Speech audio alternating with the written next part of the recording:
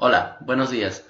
En esta ocasión estaremos hablando acerca de los ejercicios del capítulo 4 de probabilidad de estadística inferencial 1 del Instituto Tecnológico de Tijuana, a la cual estamos en la carrera de Ingeniería Industrial. Mi nombre es Jesús Alberto Oliva Ramírez y a continuación estaremos explicando las actividades desarrolladas para la unidad número 2. En el tema 4.2 de conceptos básicos de probabilidad, estaremos hablando de los ejercicios de las páginas 147 a la 151, el cual corresponde a los siguientes ejercicios.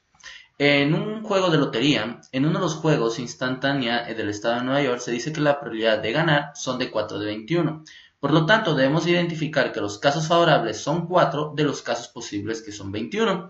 Por lo tanto, si desarrollamos la fórmula de probabilidad, esto nos dice que son los casos favorables entre los casos posibles, que sería 4 entre 21, dándonos un valor de 0.19, lo cual es un 19% de poder obtener la ganancia de este juego.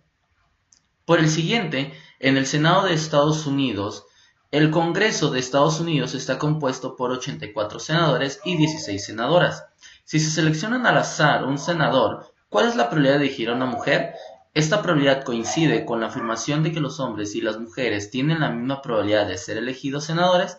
Para esto debemos identificar de igual manera cuáles son los casos favorables para los senadores y cuáles son los casos favorables para las senadoras, dándonos un total de 100 senadores, tanto hombres como mujeres, siendo 84 senadores y 16 senadoras.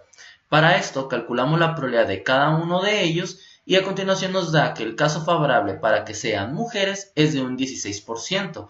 Por otro lado, para hombres es de un 84%. Una vez obteniendo estas probabilidades podemos deducir que no se puede afirmar que hombres y mujeres tienen la misma probabilidad de ser elegidos, ya que la probabilidad para las mujeres está muy alejado del 50%, haciendo así que la probabilidad para hombres parezca que los resultados desenados por la cantidad que representan es mucho mayor. Por lo tanto, los hombres tienen mayores probabilidades de ser elegidos a diferencia de las mujeres.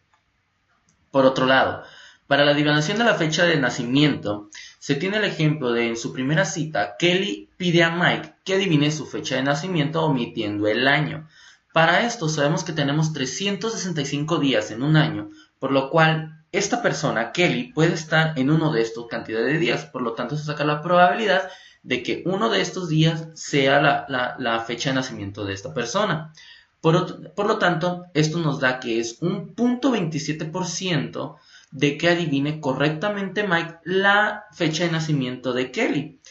Por lo tanto, si la pregunta que nos dice sería inusual que él adivinara con cierto acierto al primer intento, es un poco incierto, ya que al adivinar la primera vez es inusual y es muy baja la probabilidad de acuerdo a la ecuación matemática que obtuvimos anteriormente.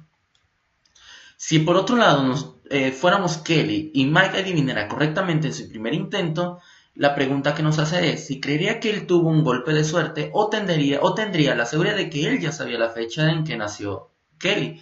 Para esto sabemos que, de acuerdo a la probabilidad que es muy baja, de entre los 365 días, para que él pueda darle el primer golpe de suerte, esto tendría que haber sido que él ya conocía la fecha de nacimiento con anterioridad. De lo contrario, tendría 365 oportunidades, de las cuales una nos estaría dando un 0.27%, ni siquiera la mitad. Estamos hablando que es mucho menos de ello. Si Kelly pide a Mike, en el inciso D, que adivine su edad y la respuesta de Mike es más alta por 15 años, ¿cuál es la probabilidad de que Mike y Kelly tengan una segunda cita? Para este caso, podemos decir que no hay una relación estrecha entre si existe o no existe otra cita debido a que no tenemos más datos, pero de acuerdo a la probabilidad de que a la edad del día de hoy, si él le dice que son 15 años y además siendo mujer, pues puede que no haya motivos para concederle otra cita debido a la ofensa que ésta puede resultar. Ahora, vamos al 4.3 que hablamos acerca de las reglas de la suma. Este habla acerca de los ejercicios de la página 156 y 159 del libro, donde nos dice que al seleccionar al azar un Corvette de una línea de ensamble de Chevrolet y elegir un vehículo sin defectos, seleccionar al azar un Corvette de la línea de ensamble de Chevrolet y elegir un vehículo con la batería descargada. Para este caso nos pregunta si determinemos si los eventos son disjuntos. Este tipo de evento es de la clase disjunto, y esto se debe a que ambos eventos no pueden ocurrir al mismo tiempo. Es imposible que un evento y su complemento ocurran a la misma situación, por lo tanto tendría que suceder uno primero para que suceda el otro después. Ahora, para la ceguera al color. Las mujeres tienen una tasa del 0.25% de ceguera a los colores rojo y verde. Si se elige una mujer al azar, ¿cuál es la probabilidad de que no tenga ceguera a los colores rojo y verde? Para esto debemos de considerar el equivalente decimal de 0.25% a 0.0025. Ahora, para este resultado, primero debemos de evaluar y conocer que los que no representan ceguera son 0.25%. Perdón, es con ceguera, sí estamos de acuerdo. Por lo tanto, para las personas que no presentan ceguera debemos de sacar el complemento de los que no presentan ceguera. Por lo tanto, consideramos el universo total menos la probabilidad de los que tienen ceguera. Y esto nos da un resultado de 0.9975, que lo cual multiplicado por 100 nos daría un porciento de 99.75% de personas que no tienen ceguera al color rojo y verde. Ahora, para el problema 33, donde hablamos del problema para el consumo de marihuana, nos dice que primero utilicemos de los ejercicios 33 los resultados de la prueba 1 de Panel THC para el consumo de marihuana, la cual fue proporcionada por la compañía Drug Test Success de 143 sujetos con resultados de prueba positivas y 24 con falsos positivos. De 157 resultados negativos, 3 son falsos negativos. Por lo tanto, debemos de reducir y identificar estas variables. Aquí en esta parte ya las identificamos. Como pueden ver, 143 son con positivos, de los cuales 24 fueron falsos positivos. Y de los 157 resultados negativos, 3 fueron falsos negativos. Ahora, nos preguntan, ¿cuántos sujetos están incluidos en este estudio? Primeramente debemos de saber que del total son 143 y de esos resultaron algunos falsos positivos o negativos. Por lo tanto, nuestra suma debe de ser a través de los 143 sujetos con positivo y los 157 con negativo, los cuales nos da un total de 300 sujetos que fueron estudiados. Ahora, ¿cuántos sujetos no consumían marihuana? Sabemos que de los 157 sujetos de resultado negativo podemos deducir que ellos son los que no consumen, pero sin embargo tenemos a 3 falsos negativos, por lo cual tenemos que realizar una resta algebraica para que nos dé más los positivos que fueron falsos en el estudio anterior, y esto nos da un total de 178 sujetos por estas variantes. Por otro lado, nos pregunta cuál es la probabilidad de que un sujeto elegido al azar no consuma marihuana. Debemos de considerar los casos favorables contra los casos posibles. De los casos posibles habíamos dicho que son 300 sujetos. Por lo tanto, la ecuación matemática debe de ser la suma algebraica o la resta algebraica de esta anterior pregunta, dándonos un total de 178 entre el valor de 300, el 59.33%, lo cual esa es la probabilidad de que un sujeto elegido al azar no consuma la marihuana, lo que representa un porcentaje alto al momento de elegir a cualquier persona al azar. Ahora, para el ejercicio 4.4 de la regla de la multiplicación, que hablamos de los fundamentos, nos pide identificar los eventos como independientes o dependientes, y asimismo cada uno de estos empezará a realizar las probabilidades de acuerdo a lo que nos solicite. Para el ejercicio 5, de elegir al azar un televidente que está viendo Saturday Night Live, elegir al azar a un segundo televidente que está viendo Saturday Night Live, esto representa un evento de la clase independiente, ya que el evento A es independiente del evento B. Si una persona lo está viendo, no necesariamente la otra persona lo tiene que estar viendo por igual. Por lo tanto, este evento no afecta al otro y se pueden salir resultados iguales o diferentes según sea el caso. Ahora, para el ejercicio número 18 de los grupos y tipos sanguíneos, tenemos la siguiente tabla donde tenemos datos del tipo RH positivo y tipos del RH negativo, hablando de los grupos O, A, B y AB. Para esta ocasión nos pide que si se seleccionan al azar 3 de los 100 sujetos, que calculemos la probabilidad de que todos sean del grupo B y del tipo RH negativo. Si hablamos del tipo RH negativo se encuentra en esta posición y del grupo B solamente tenemos a 2 personas. Por lo tanto, debemos de evaluar nuestros casos favorables sobre nuestros casos posibles. Para el inciso A, donde supongamos que las selecciones se realizan con reemplazo, tomamos el siguiente ejemplo.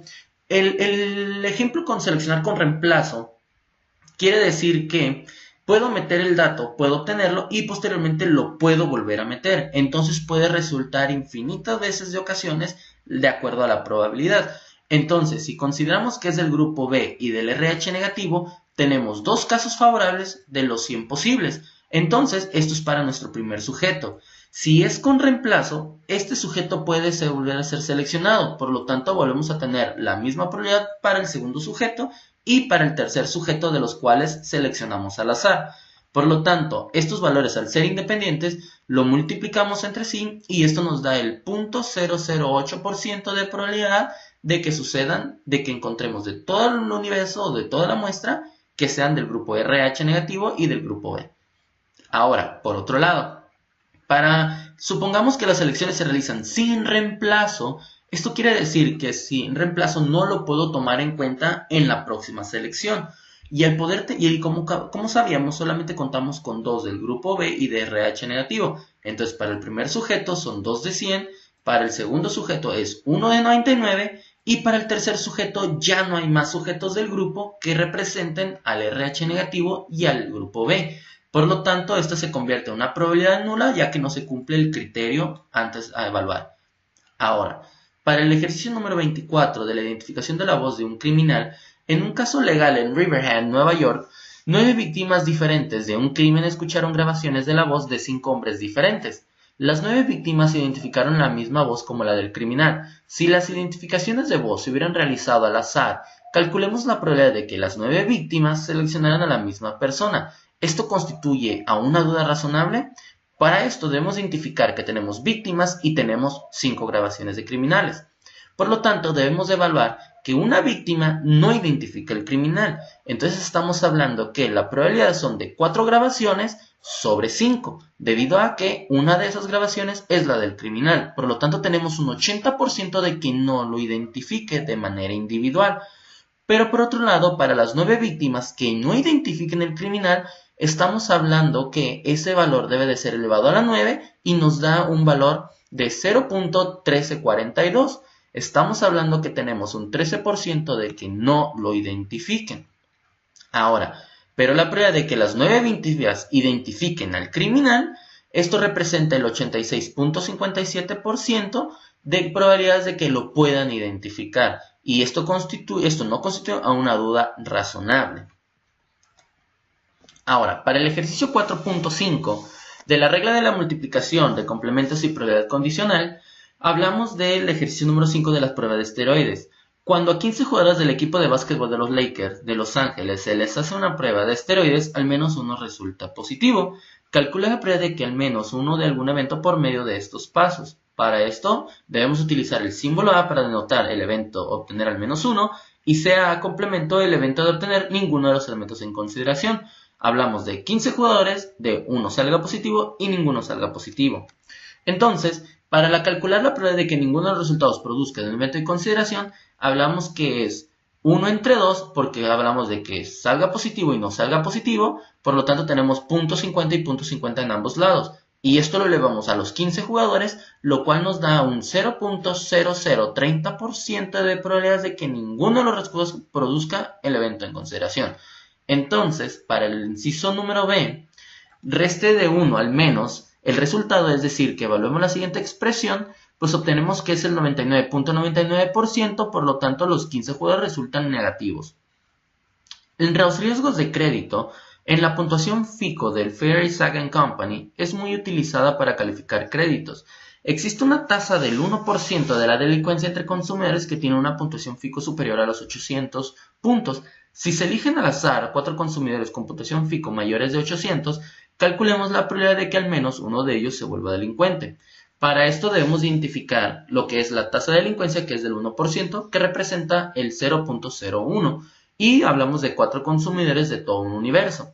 Por lo tanto, la probabilidad de que no haya un delincuente entre ellos es el universo menos el 1%, por lo tanto el 99% no puede ser criminal, lo cual sigue siendo relativamente bajo. Es alto en relación a los que se convierten en delincuentes. Por lo tanto, el complemento de esto hablamos que es el 90.99 elevado a la 4, pues nos da un 96.05%, que al menos 1 pues es el 1 menos el ninguno, por lo cual nos da un 3.95% de que al menos 1 se vuelva delincuente, lo cual por la probabilidad de la tasa de delincuencia es muy relativamente bajo al elegir estos 4 que alguno de ellos se pueda convertir en delincuente.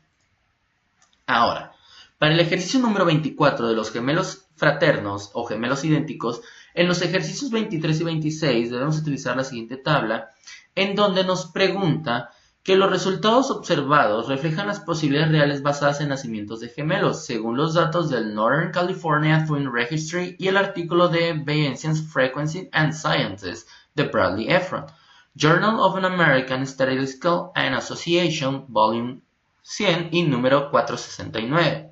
Los gemelos idénticos provienen de un solo óvulo que se divide en 2 embriones y los gemelos fraternos provienen de distintos óvulos fertilizados. Los datos de la tabla reflejan el principio de que entre conjuntos de gemelos hay 1/3 de que son idénticos y 2/3 que son fraternos. Asimismo, los gemelos idénticos deben de ser el mismo sexo y los 2 sexos son iguales probables, aproximadamente, en tanto que los sexos de los gemelos fraternos son igualmente probables. Posteriormente, entonces, considerando la siguiente tabla, nos preguntan que después de someterse a un ultrasonido, una mujer embarazada se entere de que tendrá gemelos. ¿Cuál es la probabilidad de que tengan gemelos fraternos? Para esto debemos identificar que la probabilidad de los gemelos idénticos es de 1/3, lo cual nos da un 33.33%, y para los fraternos de un 66.66%. Por lo tanto, para los gemelos fraternos, hablamos que de ellos contamos que son 20, ya que tenemos 5, 10, 15, 20 sobre los 30 posibles que pueden ser, y eso nos da el 66.66%. Ahora, después de estudiar el doctor el ultrasonido con mayor detalle, el médico anuncia a la mujer embarazada que los gemelos incluyen a un niño y a una niña. Por lo tanto, ¿cuál es la probabilidad de que tenga gemelos fraternos? Pues debemos de evaluar esta parte donde A y B suceda, porque tiene que ser niño o niña, y este valor nos da un valor de 10 debido a que puede ser niño, niña o niña, niño. Entonces, de un total de 5 más 5 entre 10 entre el posible de los 30 nos da el 33.33%. Ahora, para que la probabilidad de que sean fraternos, pues tenemos la probabilidad de que sean de los 20 de los 30. Entonces, tiene que suceder un evento para que posteriormente suceda el otro. Y la probabilidad de estos valores nos da, que es la probabilidad de A y B, es el valor de 10, entre la probabilidad de A de que sean fraternos. Dentro de que sean niño o niña, por lo tanto nos da un total de 20, que son entre estos totales. Y esto nos da un 50%, lo cual tiene la probabilidad de un poco alta de poder decir de que puedan ser gemelos fraternos. Ahora, la probabilidad es por medio de simulaciones. En la simulación de cumpleaños, un estudiante desea llevar a cabo la simulación descrita en el ejemplo 2. Como no dispone de una calculadora ni de una computadora, utiliza 365 tarjetas individuales para anotar números entre 1 y 365. Luego de esto, el estudiante resuelve las tarjetas y selecciona una y registra el resultado. Después vuelve a incorporar las tarjetas y la baraja a todas y elige una segunda nuevamente.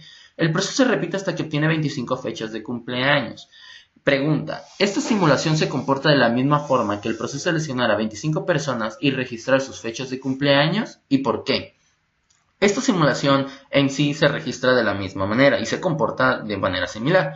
Esto se debe a que cada una de las tarjetas o fechas de cumpleaños de los 365 días posibles tienen la misma probabilidad de resultar elegidos al igual que las personas cuando les consultamos su edad. Por otro lado, las tarjetas cuando se reincorporan permiten hacer posible elegir el mismo cumpleaños más de una vez, ya que esta condición se le conoce como sin reemplazo, a diferencia que las otras personas que son consultadas, pues no las volvemos a reconocer, pero se puede volver a repetir probablemente con otra persona la fecha de nacimiento. Ahora, para el ejercicio número 6 de zurdos, el 10% de las personas son zurdas y en este estudio de destrezas seleccionan 15 personas al azar. Describir un procedimiento de que se utilice un programa de cómputo o una calculadora para simular la selección aleatoria de 15 personas. Cada uno de los 15 datos debe indicar uno de los siguientes dos resultados. El sujeto es zurdo y 2, el sujeto no es zurdo. Pues para esto el simulador debe de consistir en utilizar dos generadores de números aleatorios, donde cada uno de ellos con un límite finito de población concatenados con una letra P nos ayuda a obtener y determinar a las 15 personas de todo un universo. Asimismo, el otro generador con un límite que vaya de 1 a 2 tenga ligado al dato de la persona si es zurda o no zurda, indicándolo con el número 1 y 2 respectivamente para ligarlo a la persona seleccionada. Por lo tanto, sabemos que tenemos un 10% de que sean zurdas y un por ciento de que no sean zurdas es del 90%. Por lo tanto, podemos darnos cuenta que en la generación de los datos de acuerdo a esa probabilidad, pues tenemos una secuencia de datos de una persona 1 hasta una persona 999.999, donde podemos ver que más del 90% consideramos el número 2 y de esta manera podemos sustentar que estas personas pues no son zurdas, de acuerdo a la simulación que se tuvo previamente con un sistema o un algoritmo desarrollado. Ahora, la simulación de fechas de cumpleaños. Al elaborar una simulación para calcular la probabilidad de que, cuando se seleccionan 50 personas al azar, al menos 2 tengan la misma fecha de cumpleaños, describamos la simulación y estimemos la probabilidad. Haciendo la reflexión matemática, debemos de tomar en cuenta un número de personas n menor a 365, ya que sabemos que una de estas personas va a representar, dentro de esta cantidad de días, un día particular para su fecha de nacimiento. Ahora, puesto que para grupos mayores de 365 la probabilidad es de 1%, según la regla del producto, la probabilidad para dos o más sucesos independientes es igual al producto de sus probabilidades individuales. ¿Qué quiere decir esto? Que es independiente porque si coincide un cumpleaños, no implica que otro pueda coincidir y no influyen. Por lo tanto, sabemos que si contamos con diferentes cantidades de personas, pues estas dentro de un grupo, pues van a ser 364 entre 365, 363 entre 365 y así sucesivamente hasta la cantidad de n personas a las cuales queremos estudiar. Esto igual lo podemos transformar a una permutación, de tal manera para no estar haciendo los cálculos repetidamente. Esta es la probabilidad de que no coincida un cumpleaños de dos personas, que es la cálculo anterior. Pero si queremos la probabilidad de que haya al menos dos personas que cumplan el mismo día, la expresión debe de considerarse de la que cumplen ese cumpleaños contra la que no. Entonces hacemos un complemento y evaluamos la probabilidad de 365 días que contamos dentro de un año contra las 50 personas. Realizamos la multiplicación de los valores resultantes y esto nos da una probabilidad de 0.030 o un 0.03% de que pues podamos identificar el número de cumpleaños de esta persona. Por lo tanto, si sacamos el complemento para 2, pues podemos identificar que es el 97% de que no coincidan el cumpleaños de sus dos personas, o que tengan, mejor dicho, la coincidencia de dos personas. Ahora, elabora una simulación para calcular la probabilidad de que cuando seleccionan 50 personas al azar, al menos 3 tengan la misma fecha de cumpleaños. Al describir la simulación y estimar la probabilidad, pues hacemos la reflexión matemática debido a la misma situación anterior, pero ahora lo hacemos para 363 personas, debido a que ya estamos considerando una adicional. Por lo tanto, la probabilidad para que estas personas tengan la misma fecha de nacimiento o la misma fecha de cumpleaños, pues puede ser de un 97.10% si son de un mismo grupo. Ahora, para el proceso de conteos, en la combinación del candado, el candado típico de combinación utiliza 3 números entre 0 y 49, los cuales se deben seleccionar en la secuencia correcta. Considerando la manera en que funcionan esos candados, el nombre de candado de combinación es correcto. ¿Por qué? Para este problema, el nombre de candado para este evento es correcto, ya que el nombre de candado de combinación está dado por los que los candados funcionan de la siguiente manera. Entre todas las combinaciones de 3 números aleatorios hay una sola que es la que permite abrir la cerradura. Es por tal razón que eso pues, nos determina que sí es en secuencia. Ahora, la lotería de Virginia, el juego de lotería de Virginia, Win for Life, requiere que se elijan los 6 números correctos entre 1 y 42. Por lo tanto, debemos de calcular las combinaciones posibles evaluando la siguiente ecuación. Evaluando esto con una permutación nos da que el resultado es 5.245.786 combinaciones posibles. Ahora, para el problema 17 del robo de identidad con números de seguridad sociales, el robo de identidad a menudo inicia cuando alguien descubre los 9 dígitos del número de seguro social de una persona. Por lo tanto, podemos responder las siguientes preguntas y responder las posibles fracciones. Para este caso sabemos que son 10 números posibles, de 9 que son los dígitos que deben de estar concatenados para el número de seguro social, pues tenemos alrededor de 1 billón de datos o de combinaciones posibles. Ahora, de acuerdo a este resultado, ¿cuál es la probabilidad de generar aleatoriamente 9 dígitos y obtener el número de seguridad social de cada persona? Pues para eso consideramos el caso favorable entre los casos posibles, lo cual es una probabilidad muy baja para poder identificarla y de esta manera pues poder responder las siguientes preguntas. Anteriormente, muchos maestros publicaban las calificaciones junto con los últimos 4 dígitos del número de seguro social. Si alguien conoce los últimos 4 dígitos del número de seguro social, ¿cuál es la probabilidad de que al generar al azar los otros dígitos obtenga su número completo? Esto es motivo de preocupación, pues considerando que ya se tienen 4 de los dígitos, debemos de evaluar los otros 5 restantes, los cuales nos da 1 millón de posibles números que podemos seleccionar, y esos son los dígitos restantes para completar el número de seguro. Por lo tanto, la probabilidad de este dato es 0.0001%, lo cual no representa un motivo de preocupación debido a que la probabilidad es demasiado baja. Y para esto, si en dado caso se llega a suceder, es porque se realizaron intentos aleatorios bastante frecuentes y pudieron obtener el número de seguro social sin ningún problema. Ahora, para el teorema de Bayes, hablamos que en el problema 2, las alarmas independientes contra humo, un dueño de una casa nueva está instalando detectores de humo alimentados por el sistema eléctrico de la vivienda. El individuo piensa que puede lograr que los detectores de humo funcionen de manera independiente al conectarlos en circuitos separados dentro de la casa.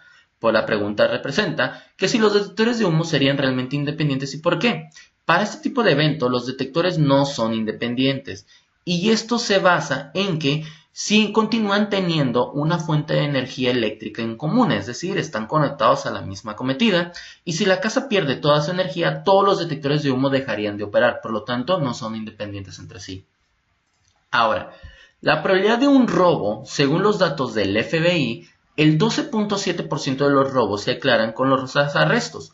Un nuevo detective es asignado a 2 casos de robos diferentes y piensa que la probabilidad de aclarar ambos es de 0.127 por 0.127, que esto es igual a 0.0161 de dato, lo cual representa como un 16%.1.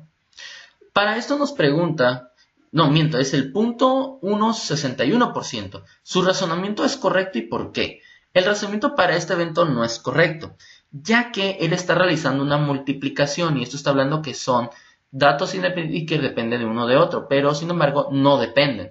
Entonces el cálculo supone que los eventos son independientes, por el mismo detective está manejando ambos casos y es probable que los dos hayan ocurrido en el mismo lugar en general. Si ese es el caso, puede considerarse de esa manera, pero por lo tanto no se puede, ya que la probabilidad de aclarar ambos casos depende principalmente de su compromiso, capacidad y recurso y apoyo. Ahora, para la predicción de resultados de la lotería, un columnista del diario Daily News de Nueva York describió acerca de la selección de números de lotería y afirmó que algunos números tienen mayores probabilidades de resultar ganadores debido a que no han sido elegidos tantos como deberían, de manera que están rezagados. ¿Es correcto ese razonamiento? ¿Por qué? En este caso es relevante el principio de la probabilidad. Para este razonamiento, este evento no es correcto, ya que en este caso se aplica el principio de independencia. Con base de la forma que se obtienen los números de la lotería, los resultados previos no tienen ningún efecto en la probabilidad de que resultados futuros, así que no hay manera de predecir cuáles números tienen más o menos probabilidad de ocurrir.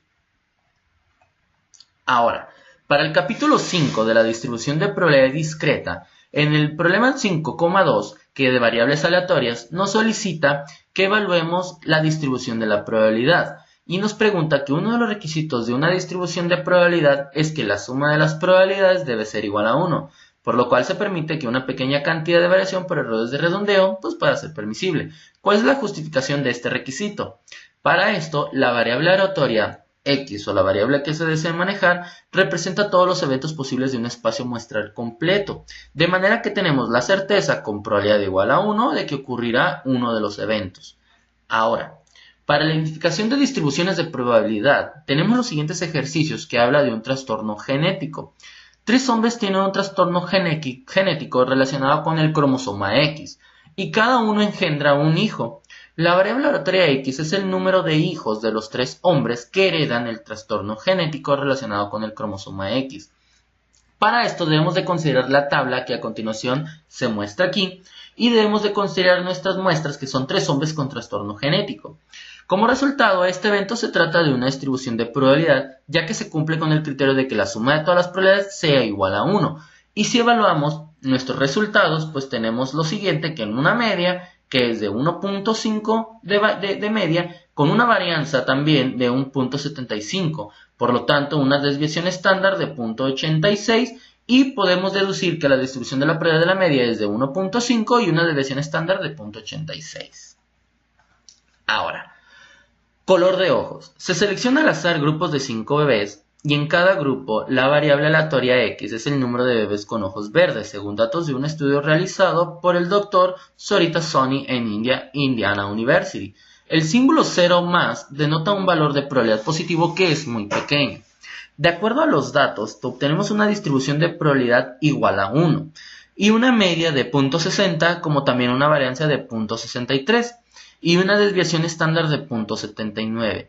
De acuerdo a la distribución de la probabilidad, este se trata de una distribución de probabilidad ya que se cumple con el criterio de la suma de las probabilidades igual a 1.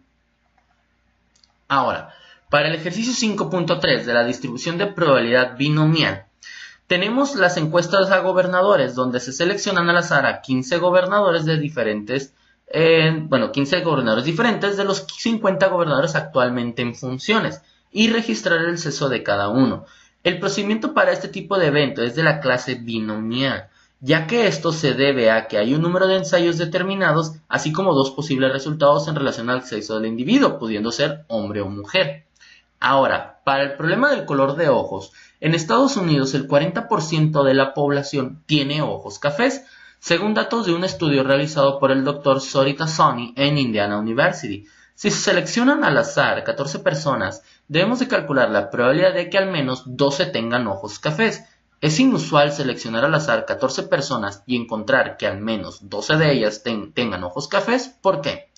Para esto, evaluando la probabilidad de que tengan ojos cafés representa un 40%, y los que no tengan ojos cafés es el universo menos ese porcentaje, lo cual representa un 60%. La probabilidad va de 0.001 a 0.00609, lo cual es inusual porque la probabilidad es muy baja en relación con las probabilidades definidas. Ahora, la calificación de un crédito. Los consumidores son calificados en base al crédito FICO, Fair Isaac & Company, mayores de 800 tienen un índice de delincuencia de 1%. Si el banco Jefferson Valley otorga grandes préstamos a 12 personas con puntuaciones FICO mayores a 800, ¿qué probabilidad de que al menos uno de ellos se convierta en delincuente? Con base a esta probabilidad, ¿el banco debe hacer planes para enfrentar la delincuencia? Esto se basa mucho al problema anterior, donde tenemos una tasa de delincuencia del 1% y estamos ahora evaluando a 12 personas como posibles clientes que puedan adquirir este crédito. Ahora, también debemos de considerar que en los ciertos eventos podemos considerar el no obtener al menos un delincuente, los 12 no son delincuentes y una persona no es delincuente y así sucesivamente. Por lo tanto, calculamos las probabilidades individuales y de acuerdo a los resultados, esto nos dice que la probabilidad de que uno se convierta delincuente es del 11.33% y esta puede incrementar proporcionalmente en relación con la cantidad de personas que se consideren para el crédito. El plan es otorgar créditos controlados de tal manera que no tiendan a generarse demasiados para que se conviertan en posibles delincuentes. Ahora, el ejercicio 5.4 de la media, varianza y desviación estándar para distribución binomial, hablamos del ejercicio número 7 de la prueba de los fármacos. En un análisis de la prueba de 1 panel TCH para el consumo de marihuana se someten a prueba a 300 sujetos y la probabilidad de un resultado positivo es de 0.48, de modo que tenemos 300 datos y una probabilidad de 0.48. Para este resultado, los resultados positivos representan el 48% de un total de 300 personas y pues consideramos que una desviación estándar nos da un valor máximo y común de 161.3 y 126.7 personas que pueden estar dentro de este rango. Ahora, la antigüedad laboral, un encabezado del USA Today afirma que la mayoría de la gente permanece en su primer empleo menos de 2 años. El encabezado se basa en una encuesta realizada por el Experience.com a 320 graduados universitarios. De los individuos encuestados, el 78% permaneció en su primer trabajo de tiempo completo menos de 3 años. Para el ejemplo A o para el ejercicio A, suponiendo que el verdadero porcentaje de graduados que permanecen en su primer empleo menos de 2 años es el 50%, calculemos la media y la desviación estándar para el número de esos graduados en grupos de 320 graduados seleccionados al azar. Por lo tanto, el resultado de la desviación estándar nos da que son 8.94. Y suponiendo que la tasa del 50% del inciso A es correcta, calculemos el rango de los valores comunes para el número de graduados de un total de 320 que permanezcan en su primer empleo menos de 2 años. De acuerdo a los valores máximos comunes y los valores mínimos, pues tenemos que este rango se presenta en el mínimo del 142 al máximo 177. Ahora, por otro lado, para calcular el número real de graduados encuestados que permanecieron en su primer empleo menos de 2 años, hay que utilizar el rango de valores del inciso B para determinar si ese número es inusual. El resultado sugiere que el encabezado no está justificado. Por lo tanto, 320 graduados universitarios y el 78% permaneció en su primer empleo menos de 2 años es igual a 250. 250 es inusual porque está fuera del rango de los valores comunes dado el inciso B, de acuerdo al máximo 177 y mínimo 142. Y los resultados sugieren que el encabezado está justificado. Ahora, el inciso D de la siguiente afirmación se plantea como parte de la descripción de los métodos de encuesta utilizados. Los exalumnos que eligieron recibir comunicados de Experience fueron invitados a participar en la encuesta en línea, y 320 completaron la encuesta. ¿Qué sugiere esta afirmación sobre los resultados? Como la muestra de 320 participantes es de respuesta voluntaria, todos los resultados son muy cuestionables. Ahora, para el problema de los teléfonos celulares y cáncer cerebral, se tiene un estudio de 420 usuarios de teléfonos celulares en Dinamarca y se encontró que 135 desarrollaron cáncer cerebral o del sistema nervioso.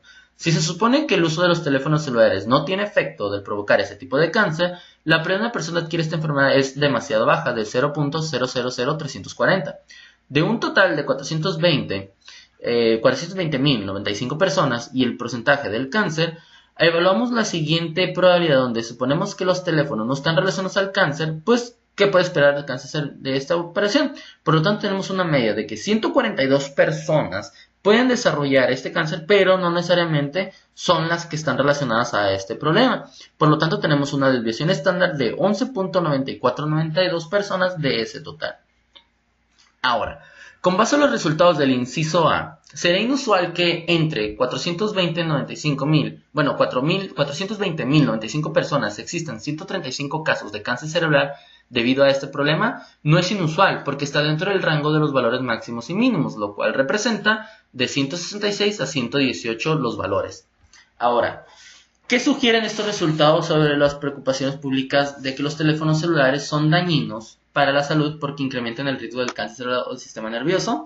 En relación con los datos se puede inferir que hay una relación de las personas que adquirieron el cáncer por el uso de dispositivos, aunque es relativamente poco de acuerdo a la muestra, es decir, el 0.02% de la población. Ahora, para el 5.5 de probabilidad de Poisson, nos pregunta que hagamos uso de la distribución para calcular los siguientes ejercicios. Si se tiene una medida de 1/6, calculemos la PO con 0, pues nos da el siguiente resultado a través del Minitab, lo cual nos da una probabilidad de 0.08464, y esto lo podemos ver a través de los ejercicios realizados previamente en Minitab. Este es el ejercicio 5.5, por lo tanto lo vamos a localizar como tal y lo tenemos la distribución de Poisson.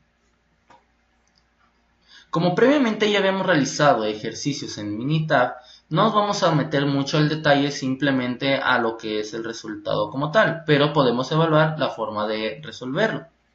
Para este caso ya se había realizado previamente y esta es la área que nos dio en este resultado, lo cual coincide con el resultado de lo que tenemos en nuestro archivo digital, que es de .8464 o .85, está muy cercano al resultado.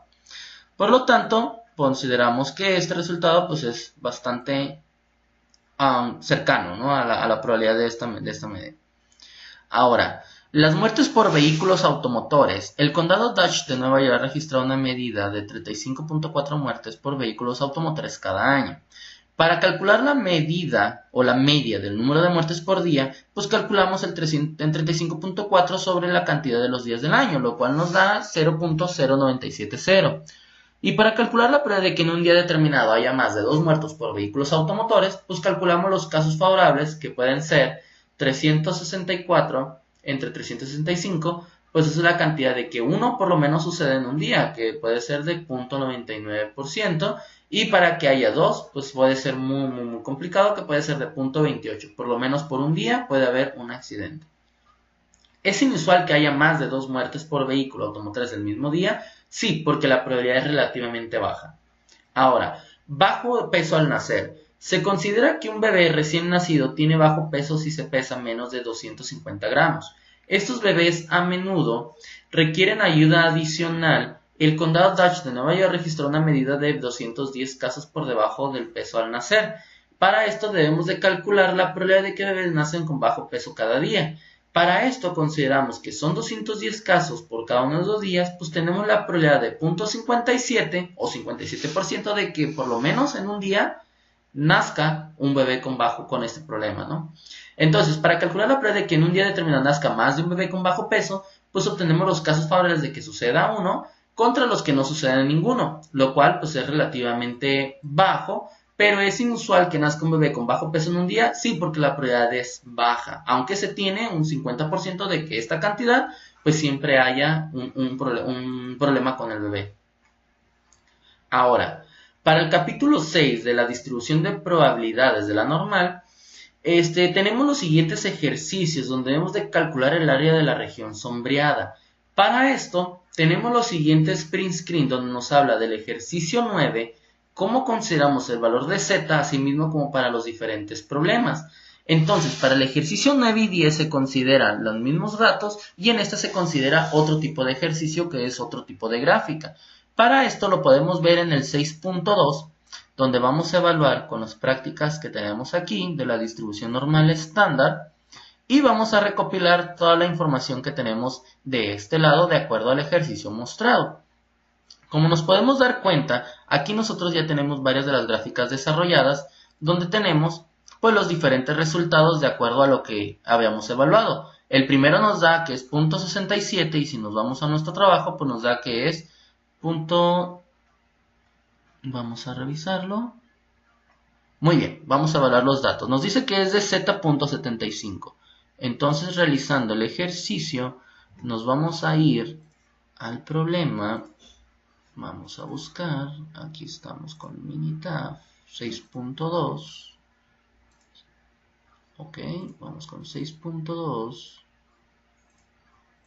Listo, vamos a evaluar la distribución acumulada inversa, donde cual nos vamos a ir a estadística, bueno, cálculo, distribución de probabilidad y distribución normal.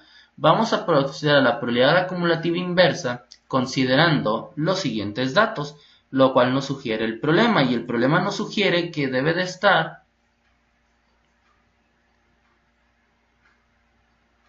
a 0 y 1,0. Y a partir de esto sometemos los datos que es el valor de la z, que es de 0.75.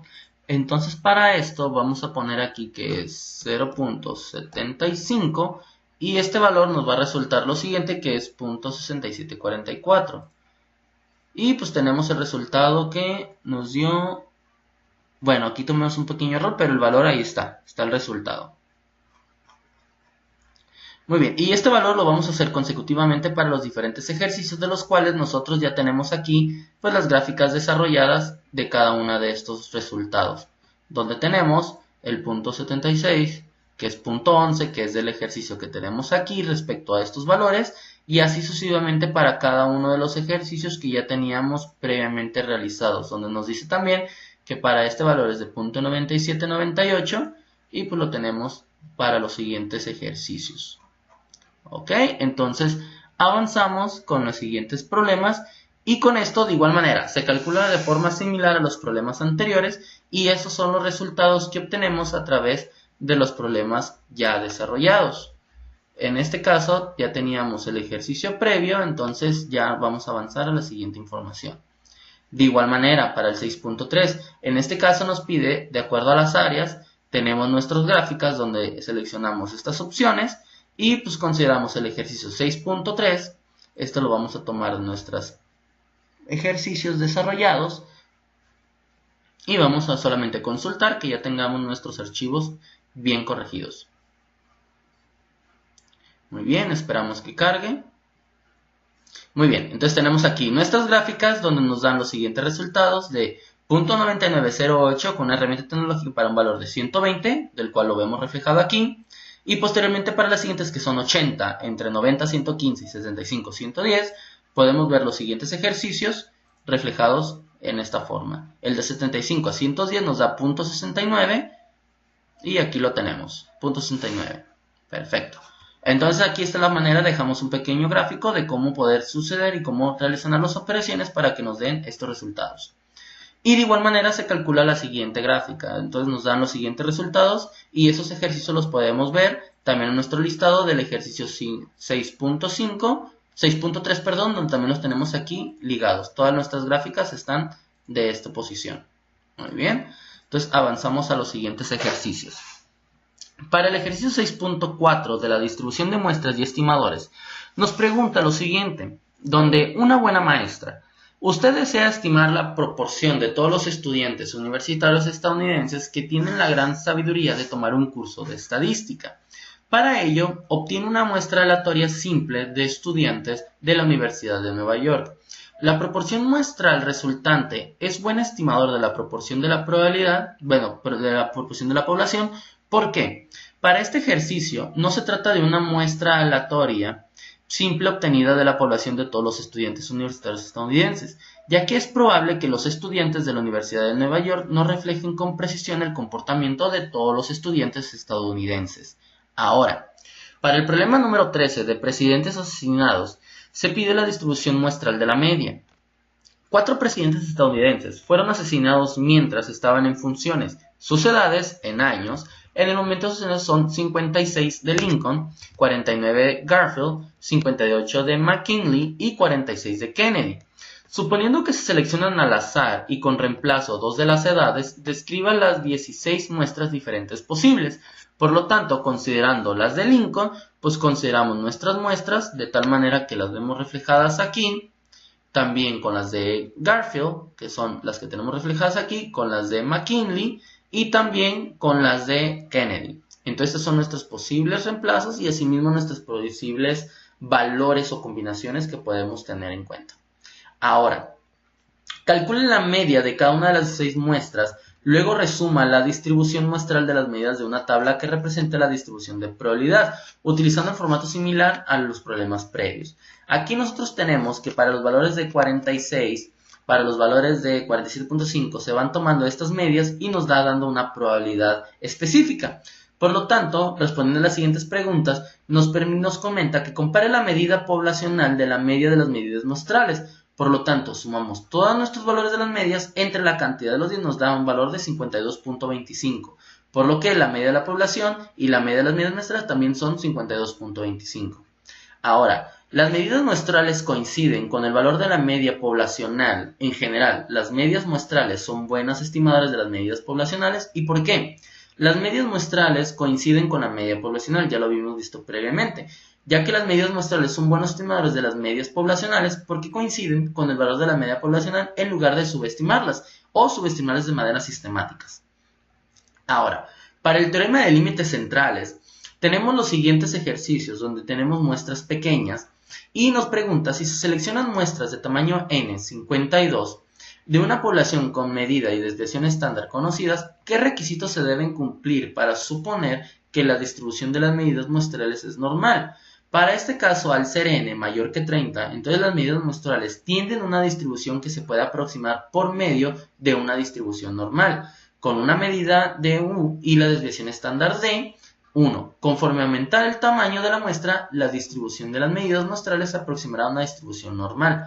2. La media de todas las muestras muestrales es la media de la población, que es U. Y la desviación estándar de las medidas muestrales es pues, lo siguiente, ¿no? que es la presión sanguínea. La presión sanguínea sistólica en MDHG de mujeres entre 18 y 24 años se distribuye normalmente con una medida de 114.8 y una desviación estándar de 13.1 según los datos de la National Health Survey. La hipertensión suele definirse como una presión sistólica mayor de 140. Si se selecciona al azar una mujer entre 18 y 24 años, calcula la probabilidad de que su presión sistólica sea mayor de 140, pues considerando los datos que obtuvimos, de acuerdo a los datos que son 114.8 y 13.1, los ponemos de acuerdo en nuestra gráfica de distribución de probabilidades y consideramos nuestra distribución normal dentro de estos datos, nos da la siguiente gráfica, por lo tal, nos representa que es 1 menos el 97 punto tantos por ciento que representa ese resultado, nos da el 0.0272 de acuerdo a esta gráfica que contamos aquí. Ahora, si se seleccionan al azar 4 mujeres del mismo rango de edad, calcule la probabilidad de que su presión sistólica media sea mayor de 140. De acuerdo con la tabla de puntuación Z, 3.84 la probabilidad se vuelve nula, ya que la probabilidad de 1 menos el porcentaje de lo que representa ese resultado es relativamente baja, y mayores de 3.5 pues deben de ser del 99%. Ahora, considerando que el inciso B incluye un tamaño de muestra no mayor que 30, ¿por qué se puede utilizar el teorema del límite central? Como la población original se distribuye normalmente, la distribución muestral de las medidas muestrales tendrá una distribución normal para cualquier tamaño de la muestra que se decida seleccionar. Ahora, si un médico recibe un reporte que afirma que 4 mujeres tienen una presión sistólica media menor de 140, puede concluir que ninguna de las mujeres es hipertensa con una presión sanguínea mayor a 140. En este caso no, ya que la medida puede ser menor de 140, mientras que los valores individuales son mayor de 140. Ahora, en alturas de entrada. El avión Boeing 757-200ER transporta 200 pasajeros y tiene entradas con una altura de 72 pulgadas. La estatura de los hombres se disminuye normalmente con una medida de 69 pulgadas y una desviación estándar de 2.8 pulgadas. Pregunta: si se selecciona al azar a un pasajero masculino, ¿calcule la probabilidad de que pase por la entrada sin tener que agacharse? Pues para esto consideramos nuestra gráfica de distribución de probabilidades sometiendo la cantidad de las pulgadas con una media y la desviación estándar de 2.8 de acuerdo a los 200 pasajeros. Esto nos da que tenemos una probabilidad de 0.85% de que esta persona pues no se agache de tal manera para que pueda pasar a través del avión. Ahora, si la mitad de los 200 pasajeros son hombres, calcule la probabilidad de que la estatura media de los 100 hombres sea menor que 72 pulgadas. Para esto pues nos da la probabilidad de 0.99, ya que fue obtenida previamente con la otra herramienta. Y esto pues nos da de la estatura de la medida pues es menor a 72 pulgadas y eso lo podemos calcular con la información previa. Ahora, al considerar la comodidad y la seguridad de los pasajeros, ¿cuál de los siguientes resultados es más relevante, la probabilidad del inciso A o la probabilidad del inciso B? Para estos casos la probabilidad del inciso A es más importante, ya que indica que el 85% de los pasajeros hombres no necesitan agacharse, mientras por otro lado el inciso B nos brinda información acerca de la medida para un grupo de 100 personas, pero no nos da información útil acerca de la comodidad y la seguridad de los pasajeros hombres. Ahora, al considerar la comodidad y la seguridad de los pasajeros, ¿por qué se ignoran a las mujeres en este caso? Como los hombres suelen ser más altos que las mujeres, el diseño que se ajusta a una proporción adecuada de hombres necesariamente se ajustará a la proporción mayor de las mujeres que pueda existir en ese vuelo. Ahora, para el ejercicio 6.6 tenemos los siguientes problemas, donde nos menciona que las proporciones en televisión. Nielsen Media Research realiza encuestas para determinar la proporción de hogares sintonizados a los programas de televisión. Supongamos que cada semana se obtiene una muestra aleatoria simple diferente de 5.000 hogares. Si se registra la proporción de hogares que sintonizan el programa 60 Minutes cada domingo durante el transcurso de 2 años y las personas escriben en un histograma, ¿cuál sería la forma aproximada del histograma? ¿Por qué? Para este caso el histograma debe de ser aproximadamente normal o con forma del tipo campana, ya que las proporciones muestrales tienden a aproximarse a una distribución normal si es que diariamente se están viendo estos programas en los 5.000 hogares. Ahora, encuesta por correo. En el ejemplo 1 se señaló que el autor recibió por correo una encuesta de los cruceros Viking River, la cual incluía la solicitud de una dirección de correo electrónico. Como el ejemplo 1, suponga que el formato de encuesta se envió a 40.000 personas y que, para este tipo de encuestas, el porcentaje de respuestas con una dirección de correo electrónico es del 3%. Si el verdadero objetivo de la encuesta era el de conseguir un banco de al menos de 1.300 direcciones de correo electrónico, calcule la probabilidad de obtener al menos 1.300 respuestas con direcciones de correo electrónicos. ¿Es probable que se cumpla el objetivo? De acuerdo a esta probabilidad, pues conocemos que .0018 obtenidos con una herramienta de tecnología utilizando la binomial con 0.020, esto nos da una probabilidad de que es muy baja y no es probable de que se alcance la meta de que al menos sean las 1.300 personas, las 1.300 direcciones, perdón. Ahora, los votantes mienten. En una encuesta aplicada a 1.002 individuos, 701 dijeron que habían votado en una elección presidencial reciente, según los datos del ICR Research Group.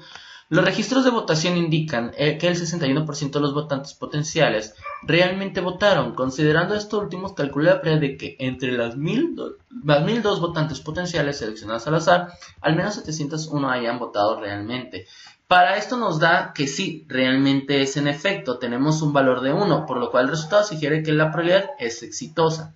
Y este valor lo podemos ver reflejado en el problema del 6,6, del cual de nuestros ejercicios que ya tenemos realizados, que es la distribución normal aproximada, solamente esperamos a que abra el Minitab, y podemos ver el resultado que sí, en efecto, aquí nosotros tenemos nuestros valores donde nos da el valor de 1.0, de acuerdo por lo que coincidimos que sí es una probabilidad exitosa. Ahora, la evaluación de la normalidad. En los siguientes ejercicios nos permite que determinemos esta parte, donde los viajes de un transbordador especial, las duraciones en horas de los vuelos de transbordadores Space Transport System de la NASA, como aparece en el conjunto de los datos 10 del apéndice B. ¿Qué nos determina estos valores? Bueno, pues de acuerdo a los valores de la NASA, nosotros tuvimos aquí el ejercicio, hay que buscarlo dentro del libro. Entonces al momento de realizar una estadística básica y una prueba de normalidad, ya que es lo que nos pide, estamos viendo que los datos que están capturados tienden a viajar a través de esta media. Por lo tanto, es una gráfica normal, ya que los datos están concentrados en esta dirección. No hay tanta variabilidad en uno de sus puntos. Ahora, por otro lado, si evaluamos con una gráfica de probabilidad los mismos datos, estamos viendo que los datos aún siguen permaneciendo en un constante múltiple dentro de la misma media. Por lo tanto, dentro de estas dos fronteras, la media siempre se mantiene constante. Entonces no hay variabilidad si se extrapola o se intrapola dentro de estos datos graficados. Ahora, para la comparación de los conjuntos de datos con los niveles de presión sanguínea sistólica y las anchuras del codo de mujeres, listados en el conjunto de los datos 1 del apéndice B, analicemos los datos conjuntos y determina si cada uno de ellos parece provenir de una población distribuida de manera normal. Comparemos los resultados de una manera posible, expliquemos para cualquier diferencia notoria entre las distintas distribuciones. Bueno, al realizar el mismo ejercicio y las mismas formas en Minitab, obtuvimos las siguientes gráficas, obteniendo la gráfica de probabilidad y una gráfica de sistólica, y asimismo una probabilidad de codo y una probabilidad de codo para un 95% y una normal. Estamos viendo que sí presentan algunas diferencias, de tal manera que vemos que la media en cada uno de estos datos y en cada una de las evaluaciones se mantiene constante, pero hay ciertos puntos donde se mantienen muy desfasados de la media. Por lo tanto, esta información parece provenir de una distribución de manera normal, sin embargo no la podemos confirmar hasta que se hagan análisis más específicos. Lo que sí podemos hacer es que, tomando en consideración las gráficas de probabilidad múltiples, las cuales podemos ver a continuación, se puede observar que los datos están en su mayoría dentro de la media, y es cierto, lo podemos evaluar en estos puntos gráficos que se encuentran dentro de la misma línea, pero sin embargo hay datos dispersos, como lo habíamos comentado anteriormente. Ahora, para la distancia de frenado, una muestra de distancias de frenado en pies. Las medidas en condiciones estándar para los vehículos Acura RL, Acura TSX, Audi A6, BMW 525i y un Buick LaCrosse 131, 136, 127 y 146, la gráfica de probabilidad de frenado se puede ver de esta manera en consideración a los datos obtenidos. sabemos que los datos se mantienen bastante amplios a través de la media, pero sin embargo se mantienen constantes, lo cual sigue siendo una distribución normal, pero tenemos datos de menos 100.28, de menos 0.52, de 0, 0.52 y 128, lo cual hace que esto haga que se vea dispersa la gráfica, pero nos mantenemos dentro de la gráfica normal. Por lo tanto, esto sería todo para los ejercicios de probabilidad estadística de la materia de estadística inferencial 1 de la tarea unidad 2. Ahora hablaremos acerca de nuestro proyecto, el cual se basa en un estudio R&R. Este estudio, anteriormente, en el video anterior, estamos hablando de un método de medición de la empresa donde trabajamos, donde queremos evaluar qué tan eficiente es el método de inspección, tanto por los equipos de medición, tanto como el método de inspección utilizado o ejercido por los inspectores de calidad. Entonces, por lo tanto, habíamos dicho que teníamos que definir primeramente el campo de estudio y basarnos en una metodología de Mike de Six Sigma, definiendo, midiendo, analizando, mejorando y controlando. La información previa, teníamos en la descripción del problema que la empresa ACME presenta a sus procesos varios rechazos que son considerados como defecto del proceso de manufactura por una mala calidad de soldado basado en el ajuste de la maquinaria o por problemas con la materia prima. Sin embargo, nos tuvimos que dar a la tarea de buscar esta área de oportunidad y se necesita evaluar que el método de medición que se desempeña en el área por medio de los inspectores de calidad sea el adecuado. Normalmente los rechazos se cargan a materia prima o problemas de soldado, pero nunca por el método de inspección. Entonces, debemos de evaluar si hay variación que afecte a la toma de las decisiones en el proceso y asimismo confirmar que los defectos son provenientes de esos factores con un estudio que los sustente. Y para esto vamos a hablar del estudio R&R, donde evaluaremos estas siguientes piezas. Esta es una hoja de validación donde nosotros hacemos la captura de todo lo que se captura en SPC y evaluamos a través de nuestros límites superiores e inferiores si están dentro o fuera de los specs. Por lo tanto, este es un breve resumen de lo que habíamos capturado anteriormente y nosotros nos vamos a centrar en este punto, en el centrado, aunque hay diferentes medidas y dimensiones las cuales también nos generan cierta duda de que realmente se estén midiendo de manera adecuada. Pero para este caso práctico y para esta tarea nos centraremos al parte de centrado del material. Ahora, estos son unos datos previos de un ejercicio donde los datos se consideran como que todo pasó dentro de un CPK y un CP. Todos los datos se pueden estandarizar de tal manera que las mediciones se mantienen constantes en base al ajuste, pero sin embargo, este del centrado aún nos generó un poquito de duda. No quiere decir que haya pasado con un buen porcentaje o que haya sido rechazado con un buen porcentaje, pero se mantuvo estable, aunque aún así tenemos áreas de oportunidad. Es por tal razón que lo identificamos con un color amarillo. Ahora, este estudio para el CPK pues nos va a ayudar para determinar la capacidad del proceso real que se tiene para que esta pieza se mantenga constante durante el ajuste. Es por tal razón que una vez que realizamos el estudio nos dio una distribución normal con una capacidad de 0.82%, de lo cual podemos decir que es bueno, sin embargo aún se puede mejorar.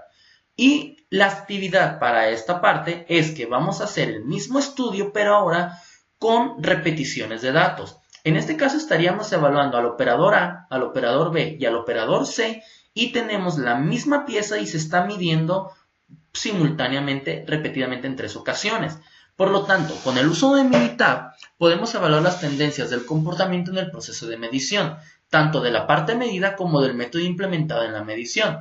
Para este problema se consideran tomar las muestras de los 3 operadores distintos, a los cuales llamamos A, B y C, y también se consideran las muestras de las 30 piezas medidas con el mismo equipo de medición, las mismas 30 piezas y las mismas condiciones de trabajo, obteniendo así también nuestros métodos probabilísticos para el operador A, para el operador B y para el operador C, nuestros promedios de los datos, nuestras medianas, nuestras desviaciones estándar, nuestros máximos y mínimos, así como nuestros rangos y nuestro CPK. Entonces, una vez obtenido este dato, podemos darnos cuenta que para el primer operador, esta evaluación se considera como buena, sin embargo presenta áreas de oportunidad. Mientras que para el operador B, la muestra medida con las mismas partes nos dio un porcentaje bastante alto de CPK. Por lo tanto, para el operador C, en este sí falló completamente, pero estamos hablando que son las mismas piezas. Entonces, que podemos darnos cuenta que sí hay una variación en la parte de la medición. Lo importante aquí es identificar si es en el equipo o es en el método de inspección. Entonces, Aquí tomamos una serie de ejemplos donde podemos evaluar que la medición de la primera pieza para el inspector A se realizó tres veces consecutivas, y asimismo para el operador B y para el operador C. Y son las mismas piezas de las fallas que se tuvieron anteriormente. Entonces, de acuerdo al Minitab, nosotros evaluamos la siguiente información, donde tenemos un histograma y asimismo podemos evaluar cómo se comportan la frecuencia de nuestros datos y cómo están nuestros rangos. Por lo tanto, nos vamos a la parte de gráfica, histograma y seleccionamos uno con ajuste para poder determinar la normatividad o la normalidad de estos datos. Una vez dentro del Minitab, al registrar qué es lo que queremos evaluar, elegimos el dato del centrado, ya que es nuestra medida crítica donde estamos evaluando el número de parte y el inspector a evaluar. Y como podemos ver, nuestros datos se centran en una distribución normal, podemos decir que se mantienen, pero sin embargo hay una gran dispersión de los datos. Y esto se da debido a que el primero se dio como bueno el proceso, el segundo se dio como bueno y el tercero se dio como malo. Por lo tanto, podemos decir que sí tenemos un mayor porcentaje de que los datos se mantengan concentrados en un solo punto, pero sin embargo hay variación. Entonces lo importante aquí es determinar qué tan amplia está esta dispersión de los datos y qué tan consistentes son las mediciones de las partes. Esto nos da como resultado una media de todos los datos de 0.0040 y una desviación estándar de 0.048, lo cual nos dice que está muy cercana ambas de una de otras por la cuestión de la variación que existe. Ahora, para poder realizar un estudio más específico de estos datos, tenemos que utilizar herramientas de calidad. Y estas herramientas de calidad nos ayudan para realizar un estudio del sistema de medición y podemos graficar las corridas del sistema de medición. Y para esto seleccionamos los números de parte, que son la frecuencia que se realizó, la identificación de esta parte, el inspector, que estamos hablando del A, B y C, y la medición que queremos evaluar. Por lo tanto, esto nos va a ayudar a identificar las diferencias en las reproducciones y las repetibilidades de los operadores y las repeticiones de las mismas. Entonces, una vez realizado este estudio, nos entrega una gráfica de este tipo. Por lo cual, esta gráfica lo que nos podemos inferir es que la dispersión de los datos de la forma estadística se puede dar entre el operador A y el operador C. Y aquí los tenemos identificados. El operador A es identificado con el color azul, y el operador B con el identificador rojo, y el operador C con el identificador verde. El operador B, que es el rojo, es el único que se mantiene sobre la media de datos. Y esto, estadísticamente, es el que se dio como el que siempre pasa todas las calificaciones. Sin embargo, el A es el que pasó las calificaciones, pero con una cierta oportunidad de mejora. Y a lo largo de cada una de las muestras podemos ver que es constante a través de la media, pero representa variación.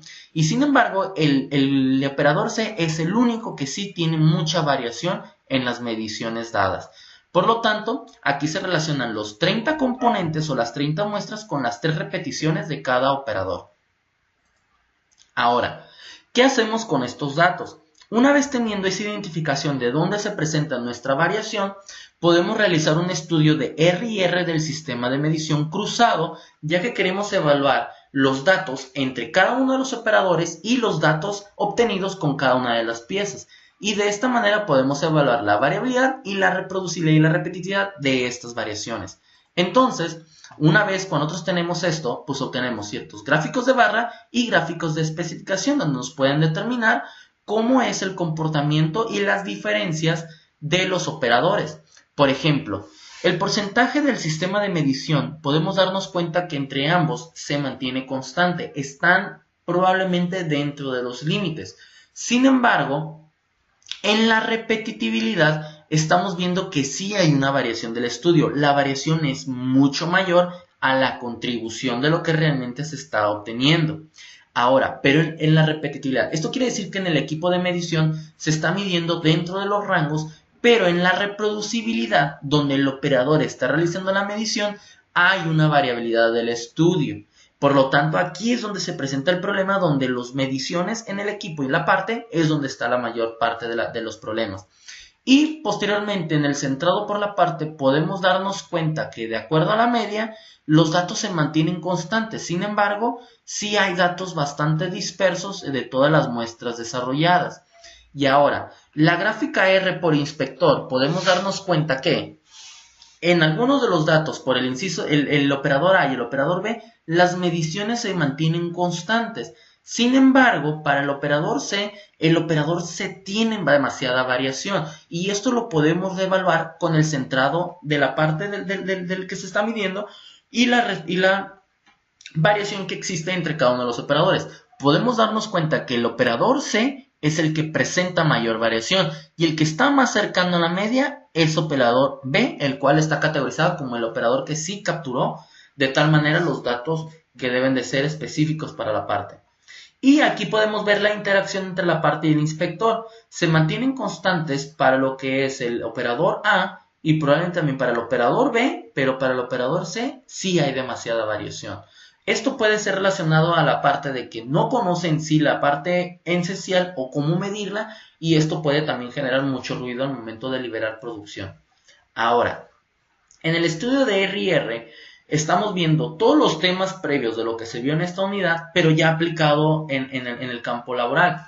Estamos evaluando que podemos tener una tabla de ANOVA de dos factores con interacción, asimismo también como los componentes de la variancia y la evaluación del sistema de medición. Para esta práctica solamente vamos a hacer lo de la gráfica corrida para evaluar las diferencias entre las reproducciones. Y para esto podemos ver que el número de categorías distintas es igual a 1. Esto quiere decir que nuestras categorías distintas es relativamente baja. Lo que quiere decir es que hay mucha variación de acuerdo a la muestra obtenida y esto lo podemos tomar en cuenta en la variabilidad del estudio. Nuestro gauge arranar nos da un porcentaje de 98.8%, lo cual significa que sí hay variación. En la repetitividad estamos en un 89% altos, lo cual representa que en la reproducibilidad estamos en un punto 40. La repetitividad quiere decir qué tan frecuente el operador está realizando con el equipo de medición, lo cual es bastante alto contra la reproducibilidad de las mediciones. Al estar midiendo las mismas partes, estamos aún así altos en base al porcentaje. Y lo que nos dice es que el inspector en relación está a un 17.18% y el inspector por parte está en un 36%, lo cual nos está diciendo que hay mucha variación en el inspector parte por parte. Y esto se ve representado también en la parte individual, donde nos dan ciertas varianzas, lo cual la variación total es de un 100% y en el parte a parte es del 380%. De manera individual, no hay mucha variación entre cada inspector al medir la parte, pero cuando los medimos en conjunto, se ve la variación total del problema. Por lo tanto, tenemos aquí las variaciones totales de que nuestro RR sí tenemos áreas de oportunidad para identificar nuestro proyecto y por lo tanto dentro de las siguientes actividades de la probabilidad y en la estadística inferencial estaremos hablando de cómo simular o cómo de tal manera identificar esas variaciones a futuro y cómo las podemos atacar y minimizar de manera oportuna. Entonces por mi parte sería todo para este proyecto. Muchas gracias.